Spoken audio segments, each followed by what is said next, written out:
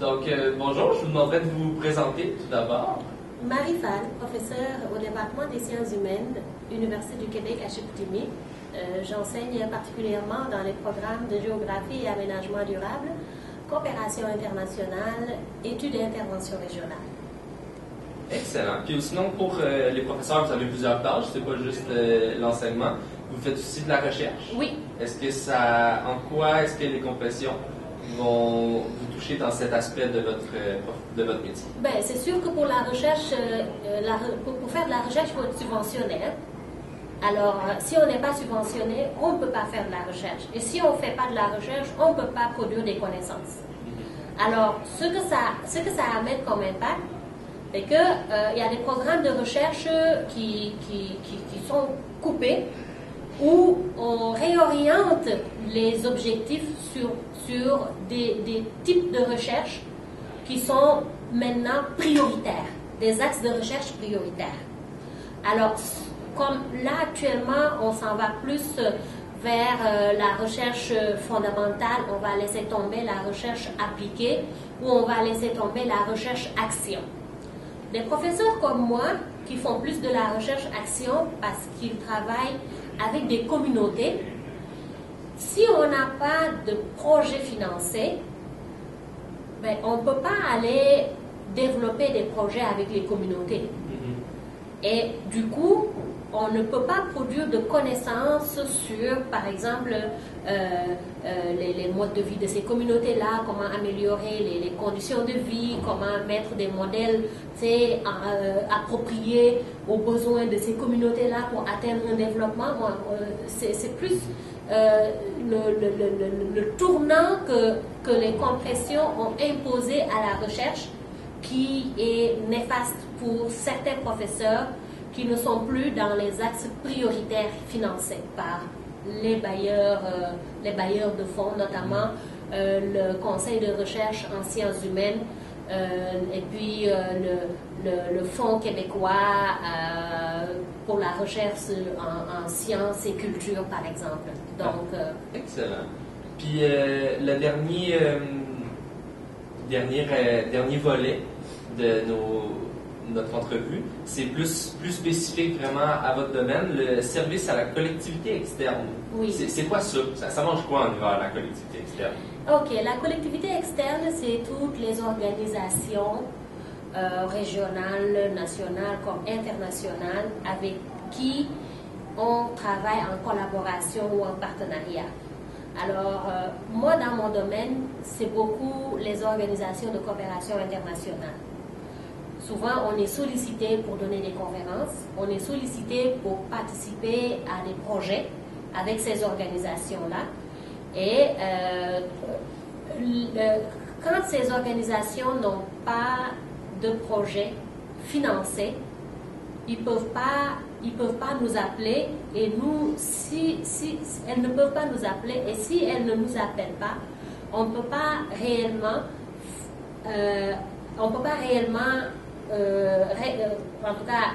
exercer ce service aux collectivités externes. Alors, service aux collectivités externes, c'est simple, on fait des activités avec ces collectivités qui ne sont pas payées, elles ne nous payent pas. C'est comme une expertise qu'on met à la disposition de ces communautés, mais une expertise scientifique, notre expertise scientifique. Mais il faut que la demande vienne des communautés.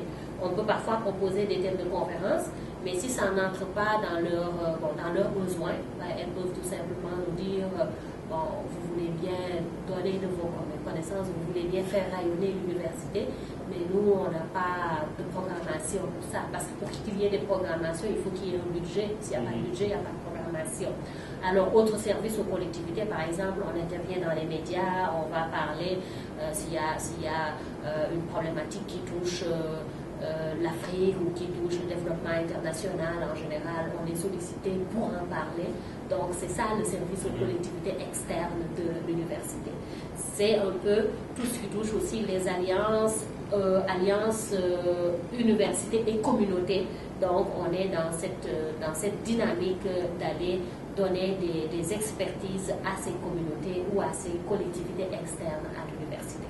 Mais les impacts que les coupes ont sur ces collectivités, c'est sûr que nous, en étant leurs partenaires, en étant leurs collaborateurs, ça nous touche parce qu'effectivement, ça nous donne moins d'espace de représenter l'université, ça nous donne moins d'espace de rayonner en dehors des murs de l'université.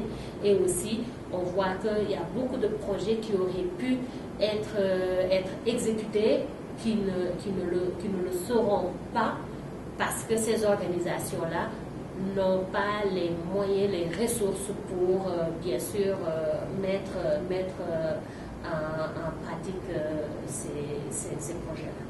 Donc, c'est vraiment le fait que ce soit nuisible ou que ce soit néfaste, si on veut, pour les différentes collectivités, les différents groupes d'action communautaires.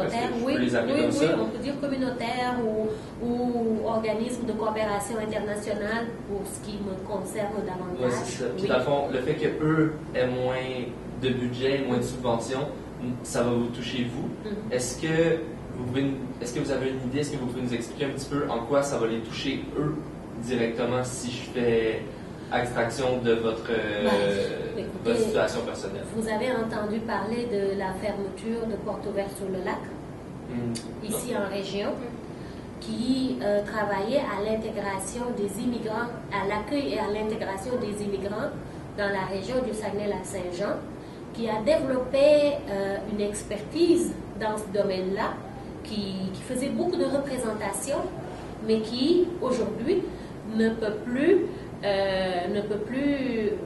donner de l'aide, ne peut plus accompagner les nouveaux immigrants qui arrivent en région. Mais s'il n'y a pas d'infrastructure ou de structure pour accueillir des immigrants, les immigrants ne viendront pas. Et on est dans une région qui, selon les projections démographiques, aura besoin d'immigrants pour au moins que le solde migratoire soit positif, parce que le solde migratoire est actuellement négatif. Alors, s'il n'y a pas d'organisme comme Porto-Vert-sur-le-Lac, il y aura certainement moins d'immigrants ils viendront, mais ils ne s'installeront pas parce qu'ils ne seront pas accompagnés dans leur aventure ici en région. Si le mot aventure est correct là, mais ils ne seront pas accompagnés. Alors, un autre aspect aussi des coupes budgétaires sur ces organismes de coopération internationale, c'est tout simplement des projets qui sont actuellement en cours dans des pays en développement qui ne vont plus continuer. Donc, on n'est plus dans une perspective de continuité de ce que le Québec fait dans des pays qui est bon, qui est reconnu, qui est valorisé. Et donc, si on coupe ces financements, il n'y aura plus de projets actifs. Et s'il n'y a plus de projets actifs, ben, il y a des postes qui vont être supprimés. Le Centre de solidarité internationale, pour le nommer, est actuellement à son effectif le plus bas. Donc, actuellement, là, je pense que c'est 6 ressources ou 5 ressources qui travaillent pour une charge de travail qui devait revenir à 12, 13, 14 ressources. Oui. Donc, vous voyez ce que ça amène comme problématique. On parlait, on l'a vu dans notre cours en plus. Dans mon cours à moi? Oui, dans votre cours à vous, j'ai vu ça. Le rapport qui disait que 1% des plus riches détenaient 50%. Oui, le rapport d'Oxfam, le rapport d'Oxfam Québec, oui. Est-ce que d'Oxfam International à Québec. Est-ce que croyez-vous que de réduire les subventions comme ça peut contribuer à cette croissance des inégalités mondiales? Là, c'est sûr, on parle plus au niveau théorique parce que faudrait que tout le monde arrête les subventions du jour au lendemain. C'est pas la même game.